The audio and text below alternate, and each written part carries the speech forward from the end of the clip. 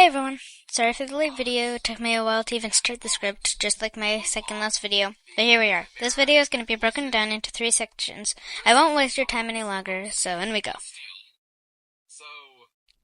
At the start of Ivypool's heart, Ivypool is shown to still be mourning for her daughter's death.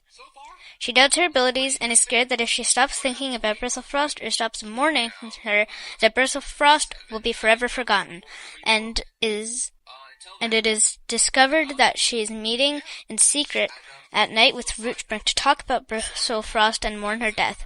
In the morning, Ivypool has an argument with her mate about Ivypool thinking that he doesn't care about that Bristlefrost is dead. And not long after that, soon after, there's a meeting with 4 clan leaders and cats of their choice. This is not a gathering, it is just a meeting, and it is decided that a Wind Clan apprentice called Whistlepaw had a dream in the prologue that had been recurring. It was where she was standing on a gorge with a brown tabby climbing up the gorge, and she looked down and, you know what, I'll just read the prologue for you all. A stiff wind was blowing, making Whistlepaw's eyes water and flattened her fur against her sides. She stood on a rocky ridge, digging her claws hard into the scanty soil as she struggled to keep her balance from the dizzy height.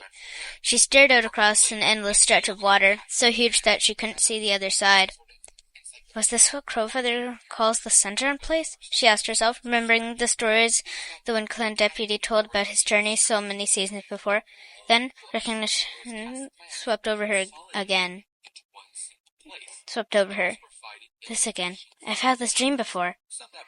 The surface of the water was continually shifting, glittering in the sunlight. For a few heartbeats, Whistlepaw gazed out across it, drinking in its beauty. But when she looked down to where the cliff fell away beneath her paws, she saw sharp rocks pointing out of the water, the waves churning around them, tossing spray high into the air. Struggling against panic, Whistlepaw dug her claws in even harder, imagining herself from her precarious paw hold, flailing against it helplessly in the air before being dashed against the rocks and overwhelmed by the battering waves. Then another sound pierced Whistlepaw's ears, the voices of kits, crying plaintively as if they were begging for help. Their cries were distorted, mingled with the noise of the wind and water echoing all along the ridge. Whistlepaw felt her heart overwhelmed with pity. Where are they? She wondered, gazing around her. Oh my God. Gazing all around her, but seeing nothing except the cliff and fearsome expanse of water. Before she could begin to search, a crushing sensation swept over her. She felt as though she were being buried under a massive weight of earth, cut forever from the light and warmth. It was guilt, as though she were responsible for the danger and terror of the kids. But it's not my fault, she wailed faintly. I would never hurt them. Fighting against the sensation, Whistlepaw was still trying to work out where the kids' cries were coming from. When a shadow fell over her, she looked up to see thick clouds surging across the sky so fast that the sunlight was cut off in a heartbeat. Thunder rumbled above her head, and the wind buffeted her with fierce gusts. A torrent of rain fell from the sky, soaking Whistlepaw's fur between one breath and the next. Then she saw him, a brown tabby Tom, desperately trying to keep his balance on a narrow ledge halfway off the cliff. He whipped his head around, trying to follow the direction of the kids' cries, but Whistlepaw realized that the suffocating sense of guilt was coming from him. But who is he? Suddenly the tabby stopped, searching, and his gaze at her, gazed at her directly, a solemn purpose in his eyes. "You must make it right," he told her, his voice rising above the clamor of the storm. "Or they are lost forever." Lost forever? Whistlepaw wondered. Make what right? I've never seen these cats before. As he finished speaking, a yell rose from somewhere in the distance. Come down! Come down! Looking beyond the Tom, Whistlepaw spotted a group of about 10 cats standing on the stretch of a pebbly ground farther along the water's edge. It looked like the end of a trail.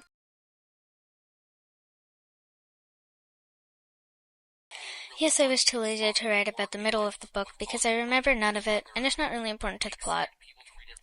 I'm skipping the rest of this because I don't want to read a bunch of it.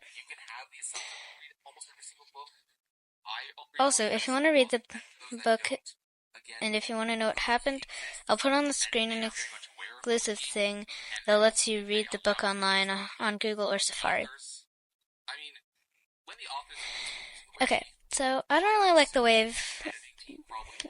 like the ending of Ivypool's Heart. It was written. The message was good, but I think it could have been portrayed better. Basically, Ivypool has a dream. Bristlefrost, who's supposed to be double dead, by the way, talks to Ivypool, and this is what made me mad.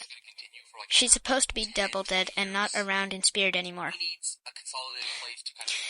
Anyways, Bristlefrost tells Ivypool that she's not gone, just doesn't have a spirit, and that Ivypool just has to look around to find her. And when Ivypool and Root Spring wake up, they see a white stag with sky blue eyes that remind Ivypool of Bristlefrost. And that was the end of the book, with Ivypool feeling good and knowing that she can still be with Bristlefrost, just in a different way than normal. I'm not saying I hate the book. It's just bad for the ending. The message is good. I like how it was mostly portrayed. The book itself was good, just could have been written better. Bye-bye.